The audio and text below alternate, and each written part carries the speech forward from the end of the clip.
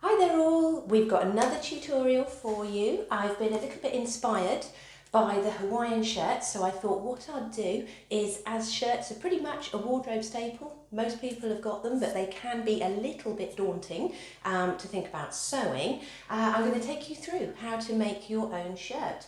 We're going to copy this Hawaiian shirt here, make it up in another fabric, and I've got some great little cheats along the way.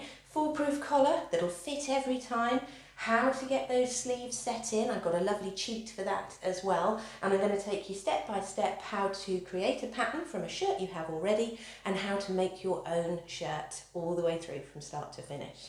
So that's what we're up to today. Let's crack on.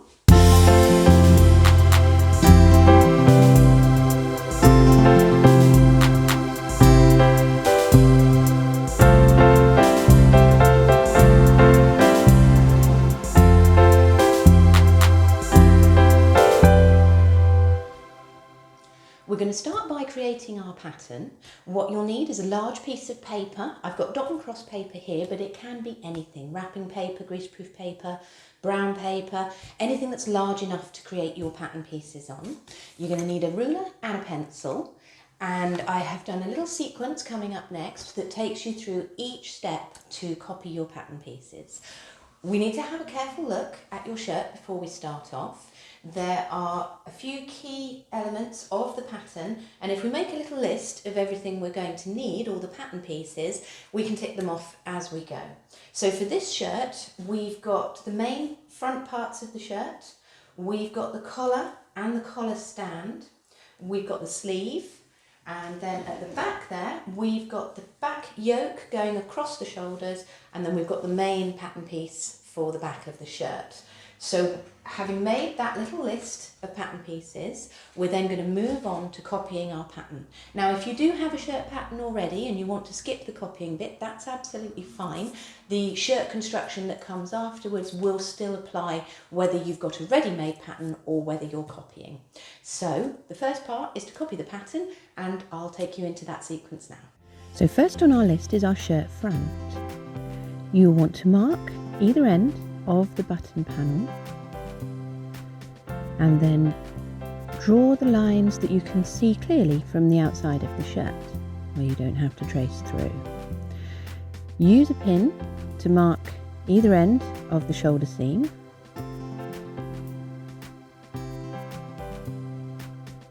and then mark with a pin the curves and the shoulder seam and round the sleeve. Once those are marked, you'll be able to see the small holes in the paper. Trace round those curves, then measure up your button panel at the front of your shirt and add 3 times that amount to your front pattern piece.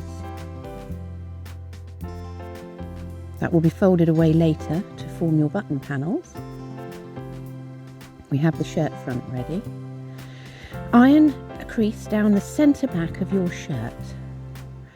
Start with a long straight line and fold your shirt in half along that crease you ironed. Bring that crease up against the line. Trace again the parts that you can easily see. Mark where the back panel meets the yoke, and then mark along again with a pin the curve of the sleeve and the curve of the back yoke. You may well find the back yoke is a straight line, but sometimes they have a little curve to them. We now have the shirt back ready. We'll move on to the yoke. Down that centre line you ironed earlier, mark those, and then come along the back yoke, round the curve at the top, along the shoulder, and round the upper part of the sleeve. Join those with nice straight lines where they're straight, and just draw a curve where you have a curve. We now have the yoke. Your sleeve will want to be folded in half. Draw a straight line to give you the centre of that sleeve. Now, some sleeves aren't the same shape exactly from front to back, So we'll trace it in two parts. The first is the curve at the front, and then turn the sleeve over along that centre line to trace the shape of the back.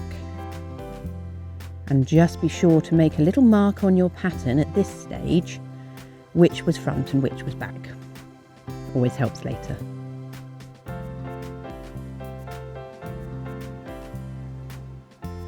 Trace back in those curves. We now have our sleeve all sorted. Moving on to the collar, we want the collar itself, and again we've folded it in half. We're drawing the lines that we can see, and then using a pin we can mark the curve for the collar.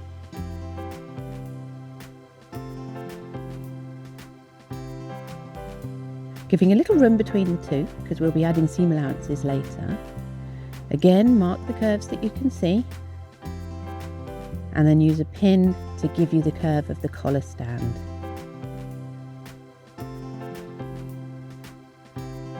And trace that in.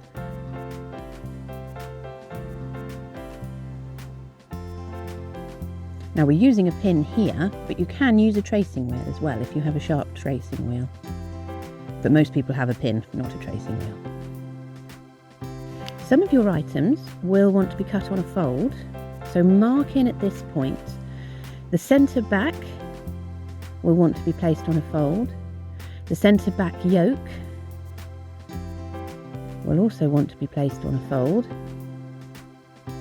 And the collars will want to be cut on a fold. Mark that on your pattern. We're now moving on to adding our seam allowances. All the way round your pattern pieces we're going to want to mark 1.5. Move your ruler along the edge of each pattern piece, marking 1.5 as you go. Where you have curves, always try to keep the ruler at a right angle to the line you're tracing. Plenty of little dots, especially where you're dealing with curves. With that ruler always at a right angle to the line you're marking. At the end of the sleeves we're going to want 3 centimetres seam allowance. So we have just a little bit more. We'll take a seam allowance round the yoke, but remembering the pieces cut on the fold won't need one along that fold line. We'll move through the back piece. Same technique again.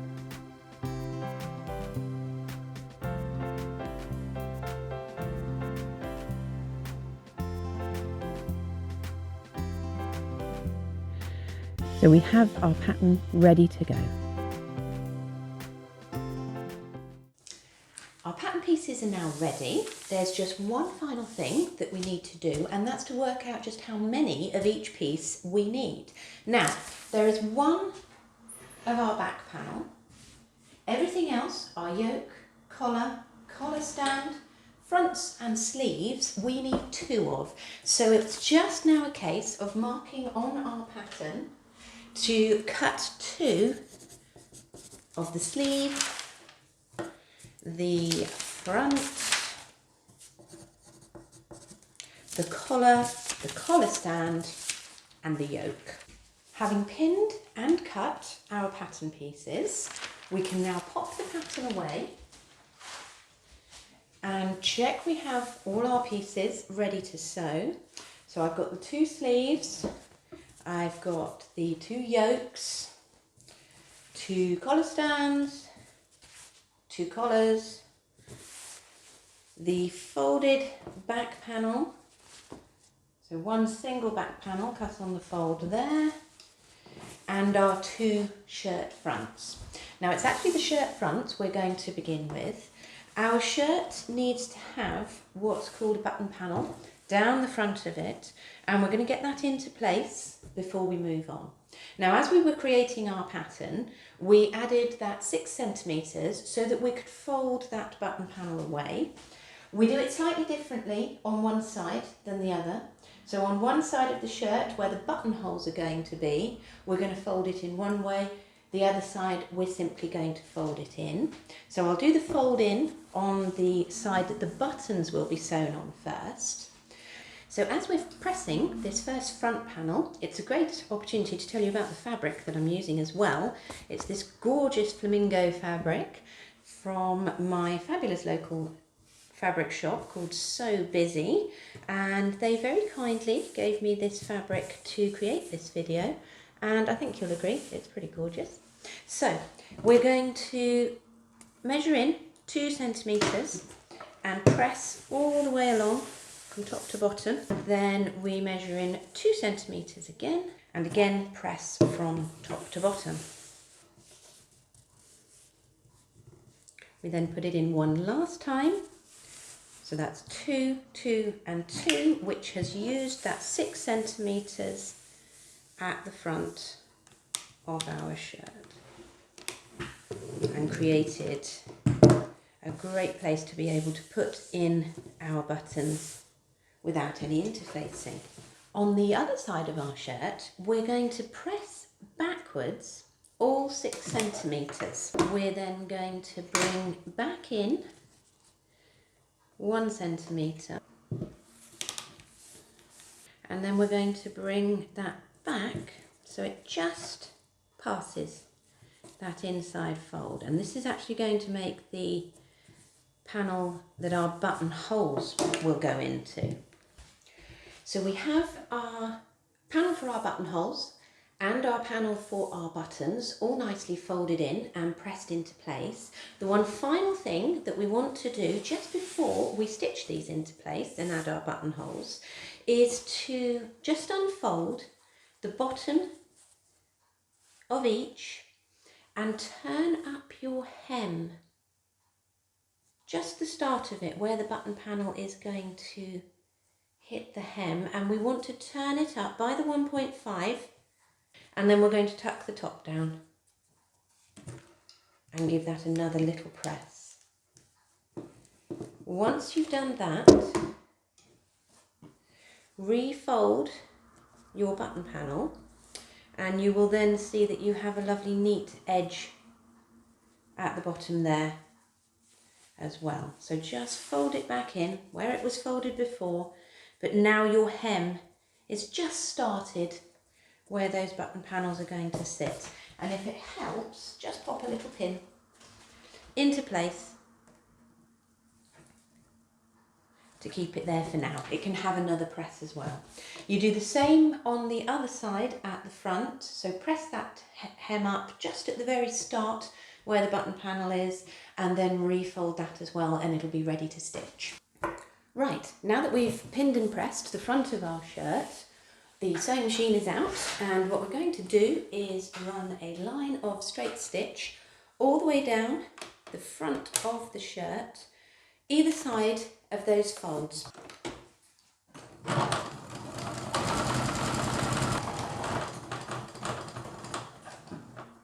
At the bottom, we're going to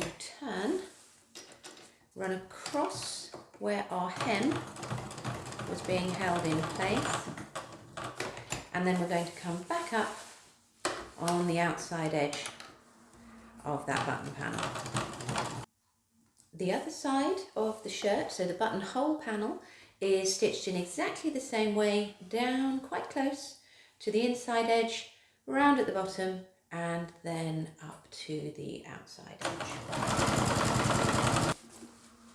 We now need to set where our buttonholes are going to go, and to do that, on the side of the shirt where the buttonholes are going to sit, we grab our original shirt and we just lay that same front down alongside our button panel, and at the bottom of each buttonhole position we're just going to pop a pin where we see each of those buttonholes falls. Much easier than any complicated measuring.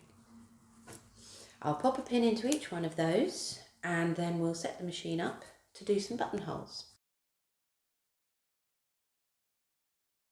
For a one-step buttonhole machine, you'll have a foot a lot like this. You use the back of the foot to pop your chosen button into. You then attach it to the machine by removing the other presser foot, popping your buttonhole foot into place. I always tend to bring my needle thread down underneath the presser foot, just stops tangles. And then what you also do is there is a small lever that needs to come down and sit just behind that section. As the foot moves backwards and forwards, that is what will show your machine how big to make your buttonhole. You then choose your buttonhole setting, position up your first buttonhole underneath the presser foot, remove the pin. So you want the pin to be right underneath where the needle is first going to land, and then you simply press your treadle, watching your buttonhole being created.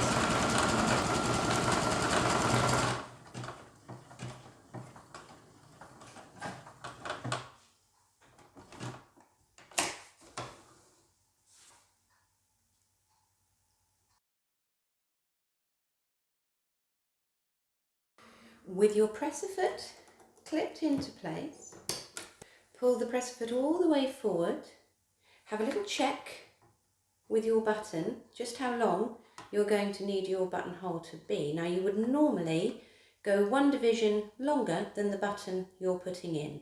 So if my little button is 2 divisions there, I'm going to make a buttonhole that's 3 little divisions long. So that's 1.5 centimetres long. These are all 0.5 centimetres. So having decided that, I'm going to place my piece of fabric underneath. Now we're starting from the top edge of the buttonhole. Unlike the one-step buttonhole, you start from the top edge as opposed to the bottom edge. The first setting I'm going to choose is setting number 1, and I have my stitch length very short, about a 0.5. I sew down one side of my buttonhole all the time, watching these little divisions until I get to that 1.5. I'm then going to choose setting number 2, going across the bottom of my buttonhole, just 7 or 8 stitches there. I then choose stitch number 3, to go back up the other side of my buttonhole. When I reach the top there, I then go back to setting 2 and 4 and sew across the top of my buttonhole. And what I always do to make them a little bit stronger is I go back to setting number 1 and just do a couple of stitches back down the other side just to secure the top of that buttonhole. So that has now created our buttonhole using the 4-step buttonhole method. Once we have our buttonholes all done and finished, we're then going to turn our attention to the back of our shirt. So what we want is the pair of yokes that we cut earlier. We're going to place one facing right side up on the table. We're going to place the back of our shirt facing right side up as well on the table, and we're matching that long line across the back of the yoke. We're then going to take the final piece of the yoke and lay it down onto the back, right sides facing together. So we have the back yoke, then the back of the shirt, then the second back yoke. We're going to pop a couple of pins into that, and then we'll stitch all 3 layers together with just a normal straight stitch, 1.5 centimetres seam allowance.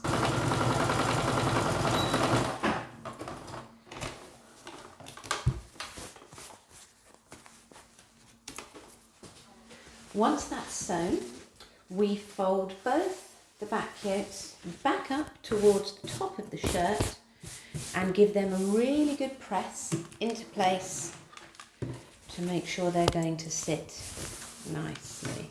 So both those back yokes are pressed up towards the top of the shirt, so you end up with your back yoke firmly secured, No seams on the outside. Now you can top stitch along that top line as well. If you want your shirt to have a nice top stitched finish, you can as well. If you're not top stitching, then you can move on to bringing your front pieces together with your shirt. And we're going to lay both of those face down on the back of our shirt, matching those shoulder seams. So with our shoulders pinned, we're going to pop them underneath the machine and just stitch across from one side to the other, little reverse to start and finish.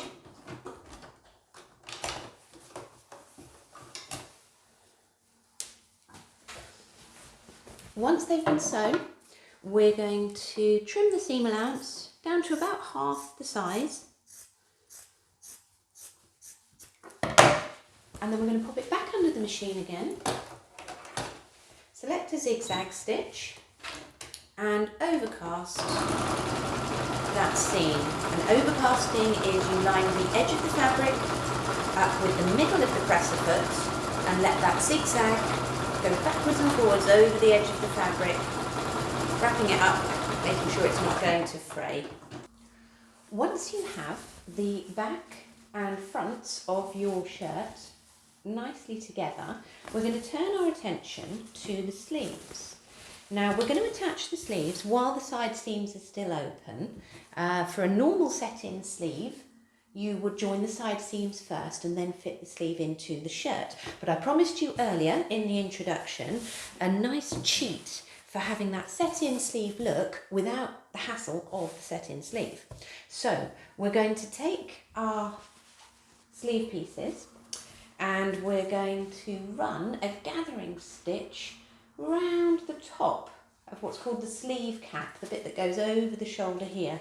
So from about 10 centimetres away from the side seam, we're going to run a curve of stitches round to the other side, again about 10 centimetres away from the side seam. We're going to set our machine on a nice big straight stitch. So we're going to set it to a straight stitch and take the length up to a 4.5, 5, 4, the biggest stitch that your machine will do. And then we're going to run 2 lines round the top of our sleeve cap, and we want these to be just inside the seam allowance. So we want them to be about a centimetre away from the edge of the fabric, so our seam allowance of a centimetre and a half won't be affected. I'm just going to run those long stitches all the way round the curve at the top of that sleeve cap. And then I'm going to stop and turn and just do 1 stitch across, and then I'm going to turn again and I'm going to run all the way back. So we've got 2 parallel lines. Try to keep them about the same distance apart, don't let them cross, and you want to end up with 2 parallel lines of stitches that are running all the way up and over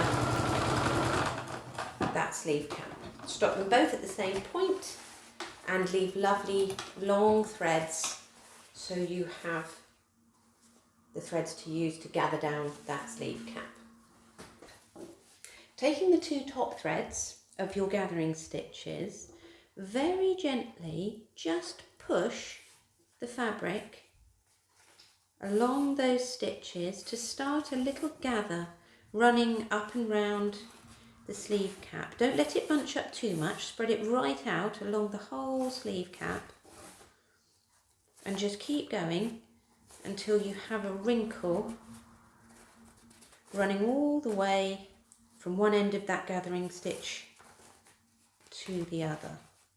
And you can immediately see as you start to gather this down that the shape of the top of that sleeve cap is starting to form. So I would say that is enough there to get the right shape without catching any gathers. And you can see it's already started to curve over where it's going to sit on the shoulder like that.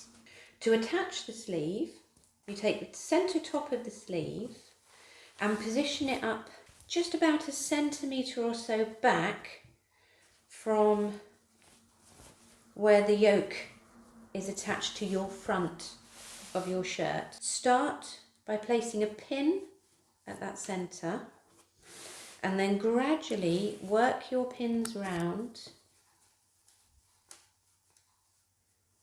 Don't leave too much space between, a couple of centimetres at most. The more pins the better for sleeves.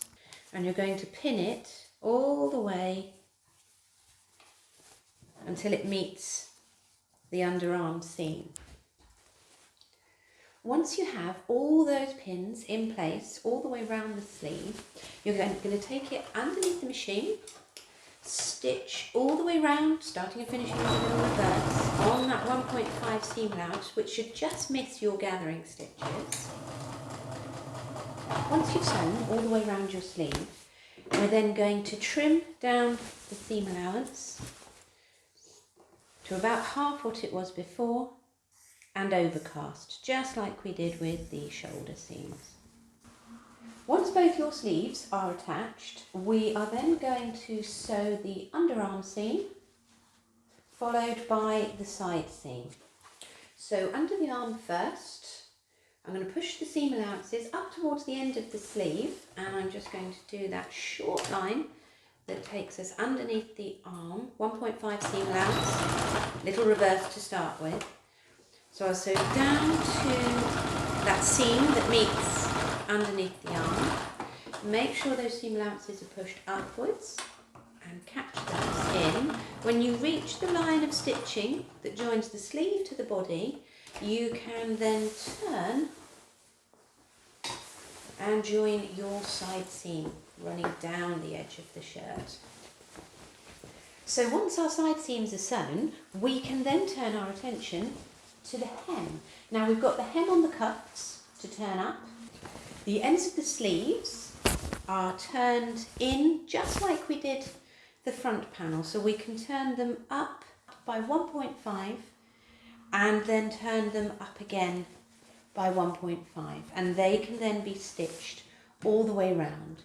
Give your cuffs a little press before popping them underneath the sewing machine. Now you can take the box off your sewing machine so that your sleeve can then fit over as you sew round. A lovely straight line of stitching.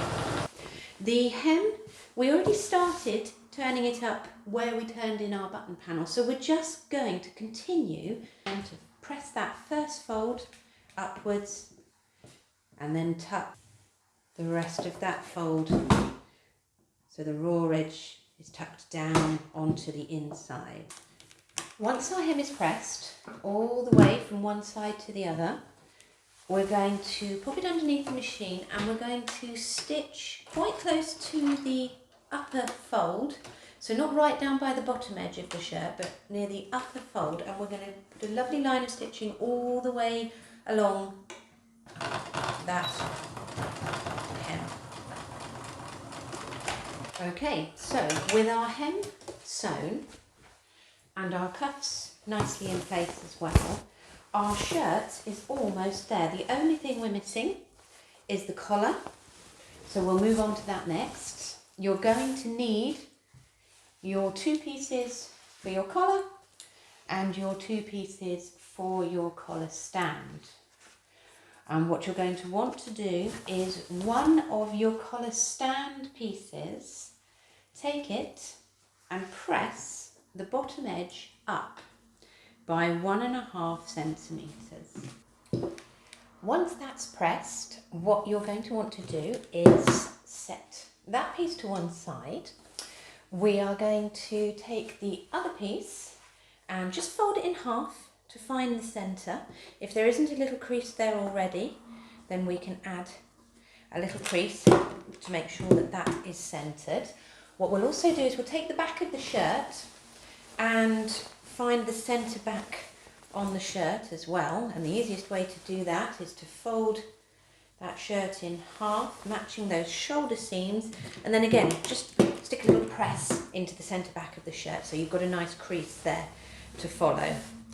Our Collar stand is then going to go on face down onto that centre back of the shirt, and we're going to pop some pins all the way round to bring the two together. So just like the sleeves, we're working round the curves, plenty of pins. Now at the end of the collar piece you should have about 1.5 centimetres extra. That's our seam allowance for when this comes together.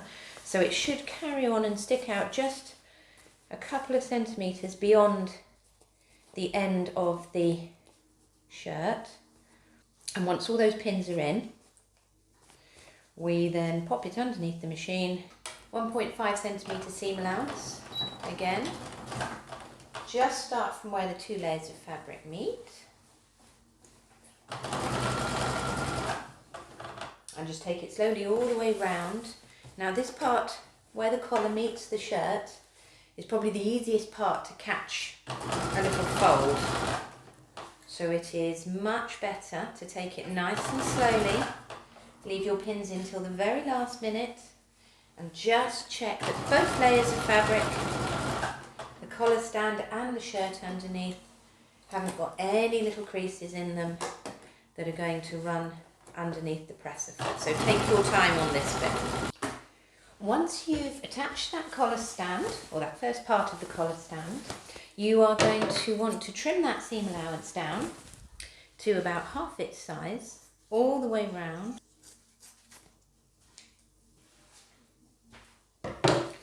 And then give it all a really good press upwards towards the top of the shirt.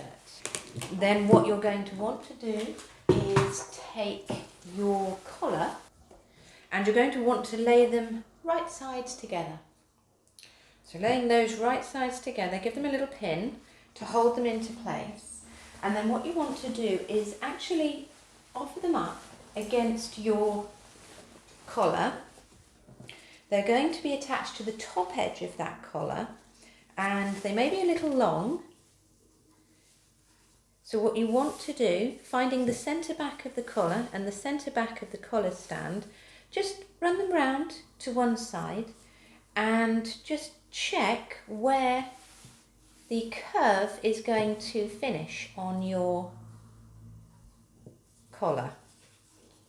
Where the curve finishes is where your collar wants to start. So if you pop a pin where that curve finishes, that will give you the length of the collar that you actually need, and that'll be your stitching line when you come to stitch round the collar. And I'll just have a look at the two of them to see that they're nice and symmetrical. So if the collar needs trimming down, then by all means do. We're going to then sew a line of straight stitch along and round the collar.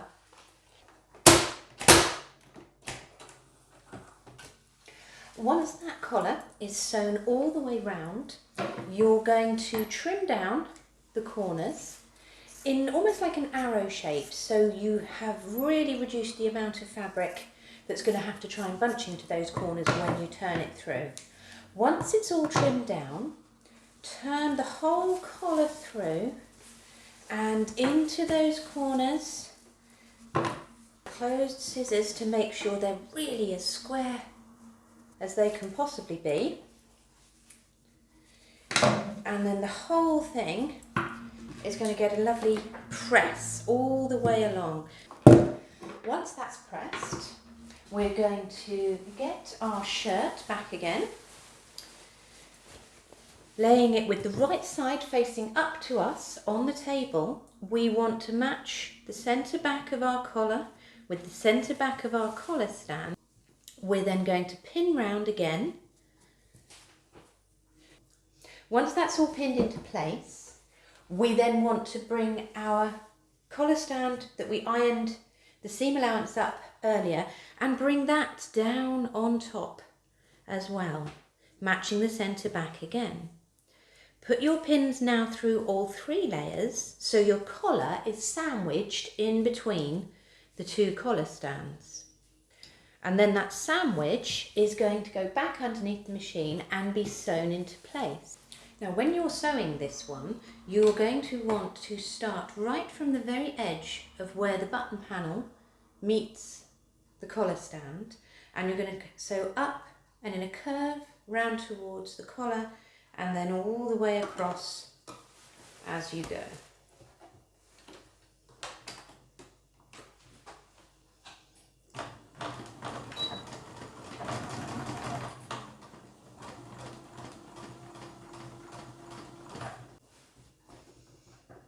When you reach the other end of your collar, you want to repeat that curve inwards, and as the last pin comes out, you want to see where your button panel again meets your collar stand, and you're following that curve to make sure you then meet the very edge of that collar stand again. Once your collar stand is sewn into place, what you want to do is trim down your seam allowances, especially where they're a little larger, where you've adjusted that seam allowance to make sure you can fit the end. And then on all the curves, you want to cut notches out of the seam allowance to make sure that when you turn that collar through, there isn't going to be too much fabric that causes bulk. Turn that collar stand over so that your collar now sticks out, and then we're going to press this top line downwards. We will then follow with a line of pins to hold it in place over the top of the original stitches. Now I'm popping the pins on underneath so that I can see where I'm pinning in place, and when I come to stitch it, I shall turn it over and replace the pins on the other side. So I'm pinning it into place this way, and then when I come to stitch it, I'm going to take each pin, pop it back on top so I still know I've caught the line underneath.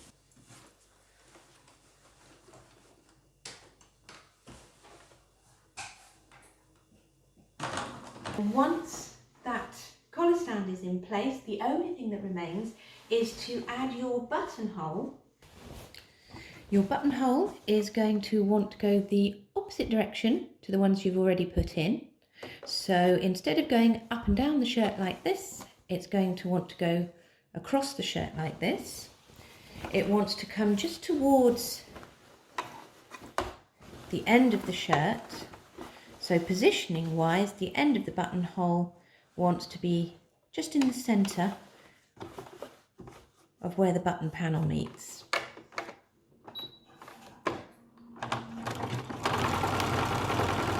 With my last buttonhole done, I am going to open all of those buttonholes. You can use your seam ripper to do this. You push the seam ripper into one end of the buttonhole, push forward ever so gently, and then bring the seam ripper out of the other end of the buttonhole just before you push all the way through. Now, by bringing the seam ripper back out again at the end of the buttonhole, it means you don't actually go through the end of your buttonhole, which at this point in the process would really be a pain. So I'm going to open all of those buttonholes, get my buttons stitched on, and then our shirt will be finished. So there we go. Here's the copy, here's the original. We've managed to work our way through making a shirt today. I really hope you have a go at this one. Do let me know in the comments below if you've got any questions or need any help at all. And I really look forward to seeing how you all get on. Take care. Bye bye.